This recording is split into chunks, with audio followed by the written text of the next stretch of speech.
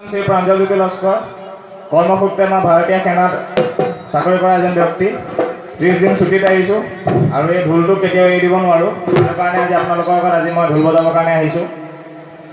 আমাৰ অসমীয়া সংস্কৃতিৰ ঢোলটোৰ ইতিহাস যেনেকৈ কৈ গ'ল, ইয়াৰ ভৱিষ্যতো বহুত আছে। গোটেই বিশ্বত আমাৰ ঢোলটো বজাই খলকনি লগাই অহা এজন ব্যক্তিৰ নাম আপোনালোকে শুনিছে চাগে, সোমনাথ বৰা ওজা। আমি তেখেতৰে শিষ্য। এটি বিশেষ ঘোষণা, সুদূৰ সীমান্তত থাকি ভাৰত মাতৃৰ সেৱাত নিয়োজিত হৈ থকা প্ৰাঞ্জলজ্যোতি লস্কৰে অসমীয়া কলা সংস্কৃতিৰ লগত যিভাৱে জড়িত হৈ আছে, তেখেতৰ বাবে এটা দৰ্শকক আমি অনুৰোধ জনাইছোঁ, হাত চাপৰি দিয়ক। ধন্যবাদ। আচলতে তেওঁৰ লগত আছে ভাতৃ নয়নজ্যোতি লস্কৰ।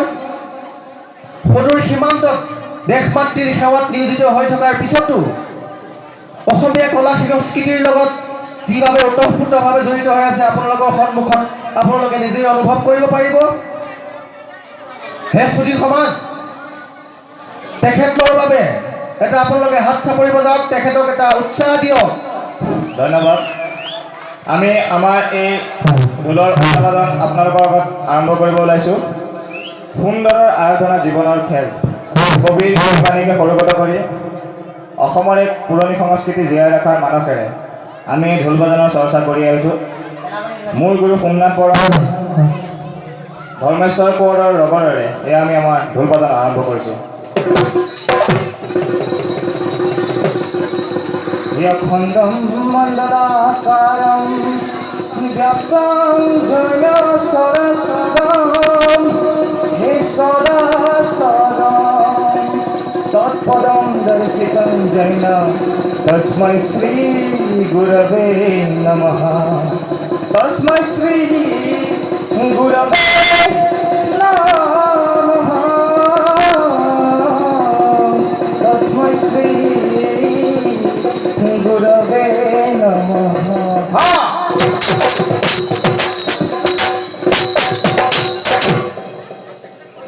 অসমৰ ওজাধলি অনুষ্ঠান, ইয়াত 6 অৰা মানে 24খন হাত আছে। আমাৰ অসমীয়া ঢোলটোৱে কথা কয়, আপোনালোকে জানে, আপোনালোকে চাইছে চাগে। আমিও আজি আপোনালোকৰ আগত তেনেকৈ কিছুমান দেখাবলৈ চেষ্টা আগবঢ়াইছোঁ, কেনে পায়। আৰু মাজে মাজে আপোনালোকে যদি হাত চাপৰি বজাই থাকে তেনেহ'লে আমি এজন শিল্পীক তাৰ বাদে বেলেগ একো নালাগে, হাত চাপৰি এটা হ'লে আমি উৎসাহ পাম। এয়া আমি আৰম্ভ কৰিছোঁ। এয়া ঢোলৰ মালিকা, শুনিব। কিয়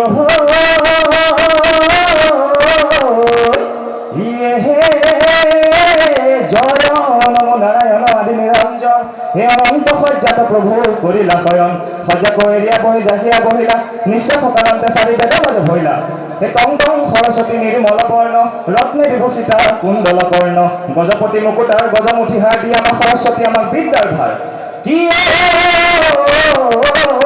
এই সৰস্বতী সৰস্বতী লোকে বোলে সৰস্বতী আমি বোলোৱাই, হে যিখনি পাহাৰো মাতৃ দিবা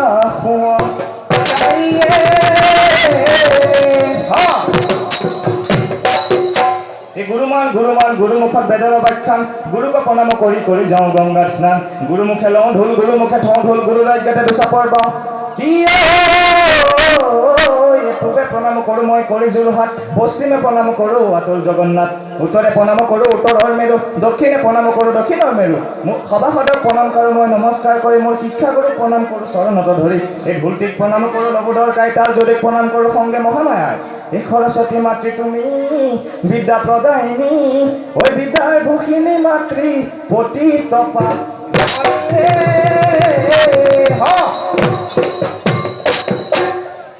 এয়া ঢোলৰ চলনা। হে আনন্দে নন্দে হে পৰমা নন্দে ঐ চিতে গোবিন্দে জয় জয় ৰাম।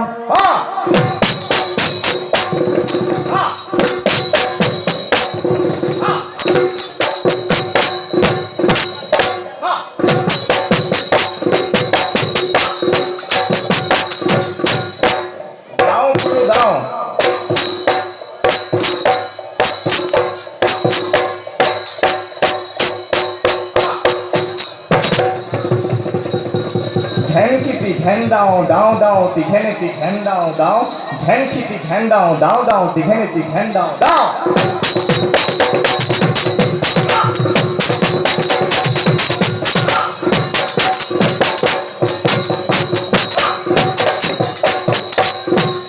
এয়া ঢোলৰ গুৰু ঘাট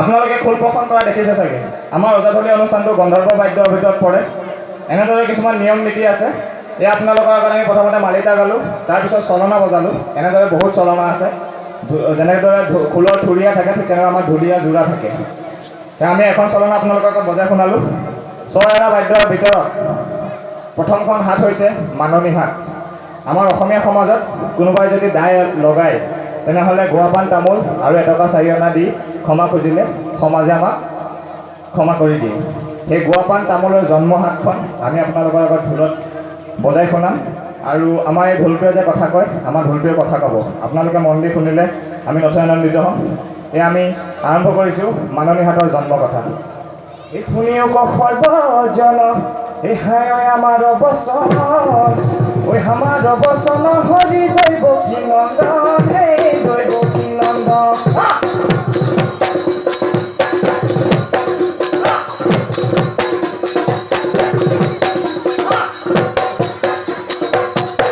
পৰগত আছিলে কম বিষৰ গুটি এই মহামুনি নাৰদে গৈ আনিছিলে খুজি এই খুজি আনি গুটি তেওঁ ব্ৰহ্মাৰ হাতে দিলে ঐ ব্ৰহ্মাই পাই সেই গুটি তৰুলে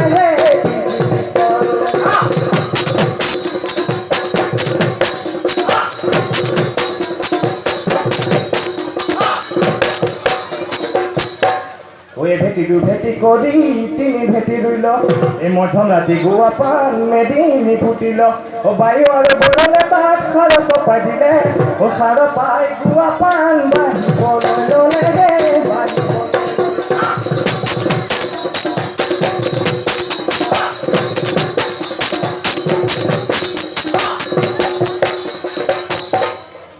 গছৰ মধ্যে তামোল জুপি লতাৰ মধ্যে পাহান ও দুয়ো দুইকে ধৰি থাকে দেখিবলৈ ভাল হে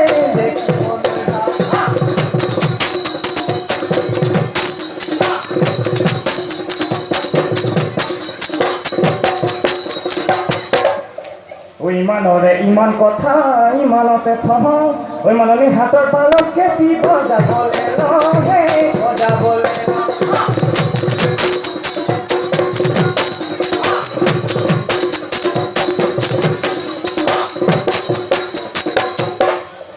মাননি হাতৰ পালচকেইটা আমাৰ ঢোলটোৱে কথা ক'ব শুনিবচোন ঘিনা কুট ঘেন দাও কুটু ঘিনা কুট ঘেন দাও কুট খিতা কুট ঘেন দাও কুটু খিতা কুট ঘেন দাও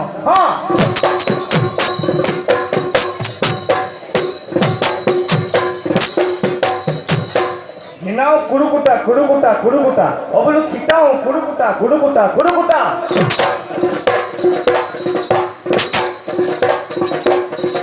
হেনেতি ঘেন্দাও মাননি নমাও ৰিকিতি খিতাও মাননি নমাও ঘিনাও ঘিনাও ঘিনাও বুকুটি ঘিনাও খিত ঘিন গমা গমা গমা গ গমা গমা খিত গমা গমা গমা গ গমা গমা ঘিন গমা গমা গমা গ গমা গমা খিত গমা গমা গমা গ গমা গমা এথুকা তামোল 14 গুছি পান ৰাইজৰ মাজত ধৰি যাওঁ মান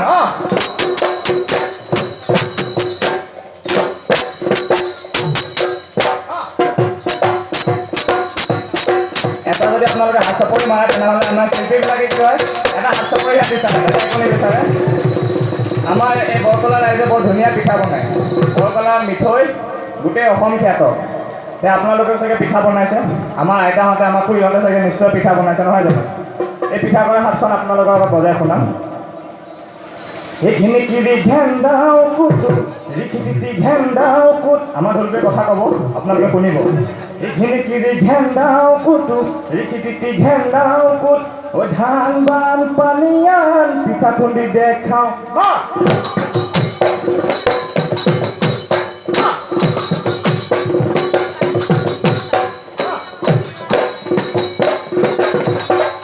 ও বোলো পিঠা খুন্দি দেখাওঁ এতিয়া পিঠা খুন্দিবলৈ হ'লে ঢেঁকী দিব লাগিব এগৰাকী আইতাই ঢেঁকী দি আছে মই যেতিয়া ছুটীত আহিছোঁ আমাৰ আইতা 80 বছৰমান বয়স হৈছে আমাৰ আইতাই ঢেঁকী দি আছে এতিয়া বুঢ়ী মানুহ তেওঁনো কেনেকৈ ঢেঁকী দিব শুনকচোন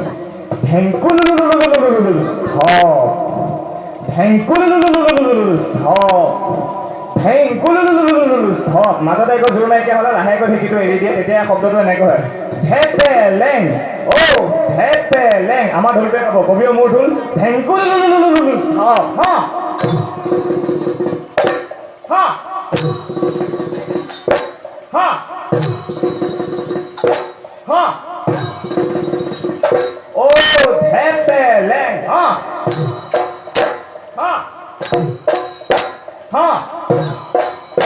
এতিয়া আইতাই এনেকৈ লাহে লাহে ঢেঁকী দি থাকিলে জানো ইমান সোপা পিঠা কৰি খুন্দি হ'ব নহয় নহয় তেনেকুৱাতে আইতাই বোৱাৰীয়েকক মাতিলে বোৱাৰীকে আকৌ সৰহী গাভৰু তেখেত আকৌ বুঢ়ীৰ লগত থাকে অকণমান শাহুৱেক বোৱাৰীকৰ মাজত অকণমান খুটুল খাটাল লাগি থাকে বোৱাৰীজনীয়ে ওলাই আহিছে এতিয়া বুঢ়ীৰ কথা পেলাব নোৱাৰি আহিছে তেখেত তেওঁ ওলাই আহি পেলাই ঢেঁকীটোত দি পেলাই বুঢ়ীজনীৰ লগত খঙতে চাই পেলাই এনেকৈয়ে দিছে আৰু ভেংকুলুজ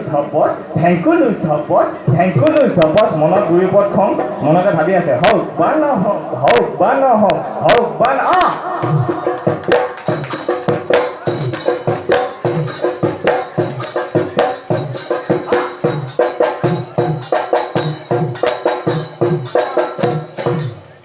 এতিয়া তেনেকৈ তেওঁ দি থাকোঁতে নহ'ল তেওঁ বুঢ়ী কথাটো পেলাই দিলে দি এজনী ছোৱালীৰ ওচৰতে গৈছিলে গাভৰু ছোৱালীজনী তাইক ক'লে বোলে তই আছোন ঢেঁকী দিবলৈ ফেচবুক বাদ দে তাই আহিছে তাই ভাবিছে কি বোলে অঁ ঠিক আছে খুৰী মই এইবাৰ পিঠা খুন্দি ঢেঁকী দি আন্দোলন কৰিম ৰাইজে গণ আন্দোলন চলি আছে মই এইবিলাক কেয়াৰ নকৰোঁ মই ঢেঁকী দি পিঠা খুন্দি আন্দোলন কৰিম তেওঁ লেফ্ট ৰাইটকৈ আহি পেলাই ঢেঁকীটো দিয়ে একদম আৰু আৰম্ভ কৰিছে ভেংকুলুজ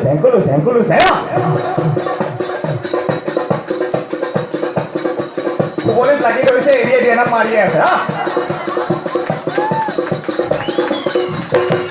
এতিয়া পিঠা ঢেঁকীখিনি তেওঁলোকে ঢেঁকীত দিলে ধুনীয়াকৈ চালিলে পিঠাগুড়িখিনি ভাজিলে এতিয়া পিঠাত তেওঁলোকে ভাজি আছে এই ধুমুৰ পিঠা খুন্দো চুৰুক চালু বাইদেউ এনেকুৱা গান গাই গৈ আছে মই শুনা পালোঁ বোলো এইটো মই ঢোলতে বজাম এনেকৈ শুনিবচোন ধুমুৰ পিঠা খুন্দো চুৰুক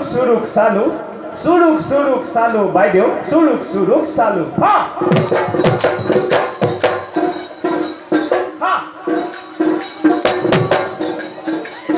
আকৌ এবাৰ কৈছোঁ আমাৰ ঢোলটোৱে ক'ব শুনিবচোন ধুমুৰ পিঠা খুন্দো চুৰুক চালু বাইদেউ চুৰুক চালু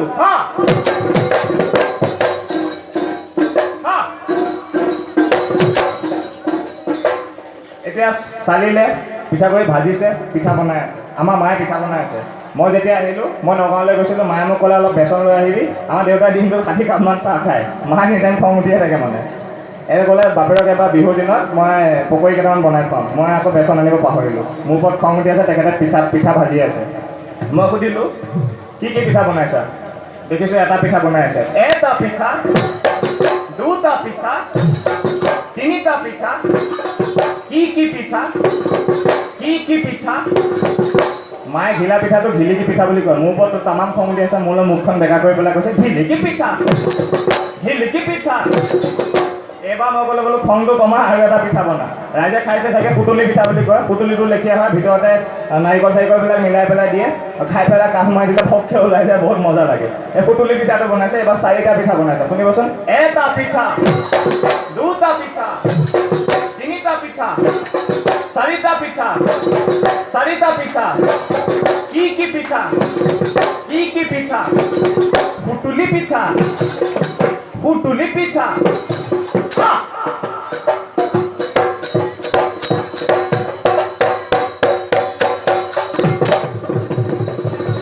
আমি বহুত জেগাত ঢোল বজাইছিলোঁ মই ছেকেন্দ্ৰাবাদত ট্ৰেইনিং কৰিছিলোঁ army ordinance four training centre Secunderabad আৰু ট্ৰেড হিচাপে মোৰ ট্ৰেড ক্লাৰ্ক হয় কেৰাণী তো মই ফিল্ড এমুলেশ্যন ডিপুত এতিয়া পষ্টেড হৈ আছোঁ তাৰ হেড ক্লাৰ্ক হয় তো আমি আমাৰ যেতিয়া কোৰ প্ৰগ্ৰেমবিলাক হয় তেতিয়া আমি ঢোল বজাইছিলোঁ। পাঞ্জাৱীবিলাকে যেনেকুৱা ধুনীয়াকৈ ভাঙৰা কৰে, কেৰেলাৰ মানুহবিলাকে তেওঁলোকৰ নিজৰ কৃষ্টিটো দেখাইছিলে।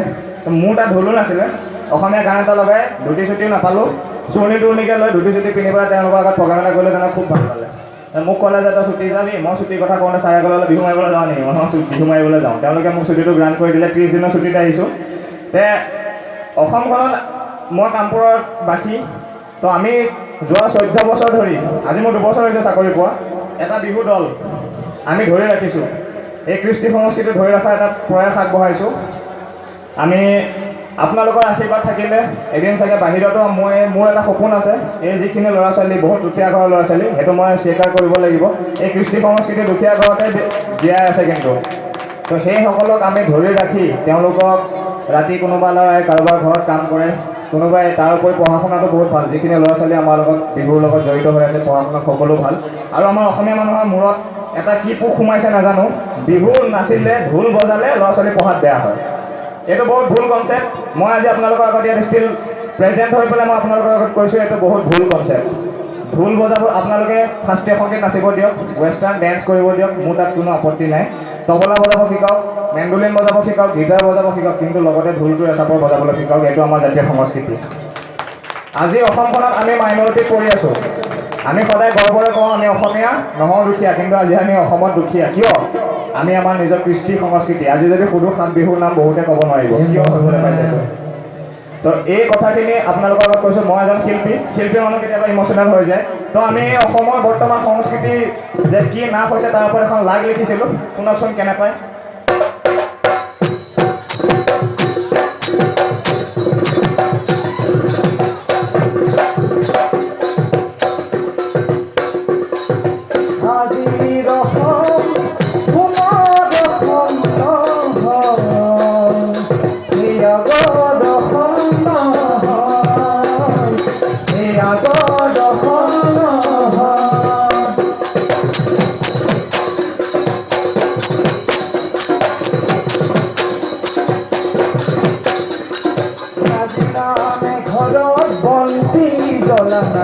আজি নামে ঘৰত ভকত ভজা নাই, আজি নামে ঘৰত বন্তি জ্বলা নাই, আজি নামে ঘৰত ভকত ভজা নাই। জাতিৰ কৃষ্টি আজি ক'তে নুহেলাই,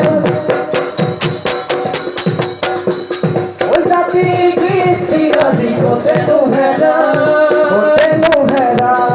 ক'তে নুহেলাই। আজিৰ অসমত গৰ্জে মৰিছে ভাই, আজিৰ অসমত গৰ্জে টুটিছে ভাই,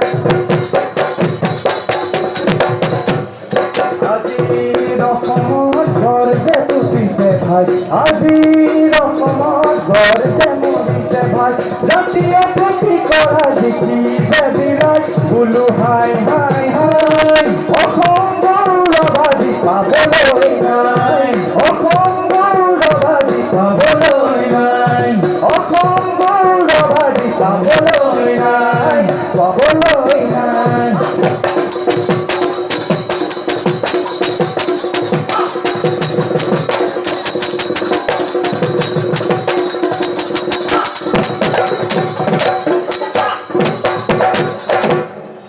আজি মোৰ 2 বছৰ হৈ গ'লে ঢোলটোৰ লগত মোৰ ইমান যিটো প্ৰেক্টিছ কৰি থাকোঁ, যেনেকৈ ৰিহাৰ্চেল কৰি থাকোঁ, সেইটো মোৰ লগত বহুত দিন হ'ব পৰা নাই।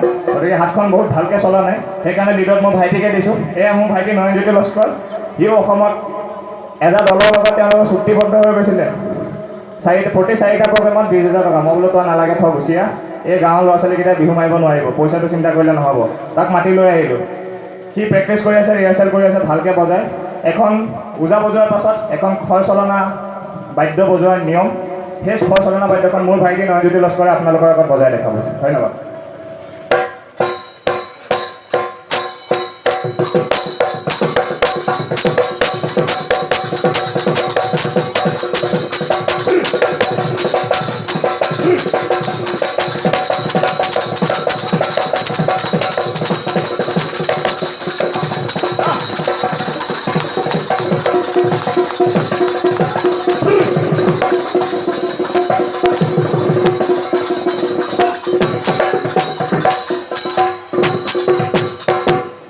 এতিয়া আমি আমাৰ এই ওজাদলি অনুষ্ঠানটো ইমানতে সমাপ্ত কৰিবলৈ ওলাইছোঁ। ইয়াৰ আৰু বহুতো আছে, বহুতো হাত আছে, 24খন হাত আছে। মই আপোনালোকক কৈছোঁ, তাৰে ভিতৰত মেঘে গজা হাত, বৰষুণ কেনেকৈ পৰে, অসমখন বৰষুণৰ বাবে বিখ্যাত, টোপাল বৰষুণ কেনেকৈ পৰে, তাৰপিছত মেঘে কেনেকৈ গাজে, সেইখিনিও আমি বজাবলৈ শিকিছিলোঁ। এখন ৰেলগাড়ী চলে, সেই ৰেলগাড়ীখন কেনেকৈ, ভাপত দিয়া ৰেলগাড়ীখন কেনেকৈ চলে, সেইবিলাকো আমি বজাবলৈ শিকিছিলোঁ। সেইবিলাকো আমি বহুত মঞ্চত বজাইছোঁ। এতিয়া সময় যিহেতু বহুত তাকৰ, আমি আপোনালোকৰ আগত অহাবাৰ আকৌ লগ পোৱাৰ প্ৰতিশ্ৰুতি দিছোঁ। আকৌ আমি আহিম, আকৌ আপোনালোকৰ আগত নতুন কিবা এটা দেখাই থৈ যাম। এতিয়া আমি শিকাই উলিওৱা এই সকলো ল'ৰা ছোৱালীখিনি আমি একত্ৰিত কৰি নৱসুৰুজ সাংস্কৃতিক সংঘৰ নাম দি এই ল'ৰা ছোৱালীখিনিক আমি উলিয়াই আনিছোঁ যে কামপুৰ অঞ্চলতো ইমান বৃহত্তৰ এটা অঞ্চলত আমাৰ এই যি দল বিহু, এই দল বিহু বস্তুটো একেবাৰে নাইকিয়া হৈ গৈছে। তো আমি এক ধৰি ৰখাৰ সৰু প্ৰয়াস কৰিছোঁ। আপোনালোকে যদি আমাক এনেদৰে মঞ্চ দিয়ে তেনেহ'লে আমি নথৈ আনন্দিত হ'ম। সকলো মোৰ লগৰ ল'ৰা ছোৱালীখিনিক তোমালোকক ওলাই আহিবলৈ অনুৰোধ জনাইছোঁ। আমি আপোনালোকৰ আগত এটি মঞ্চ বিহু কৰি দেখাম। ধন্যবাদ।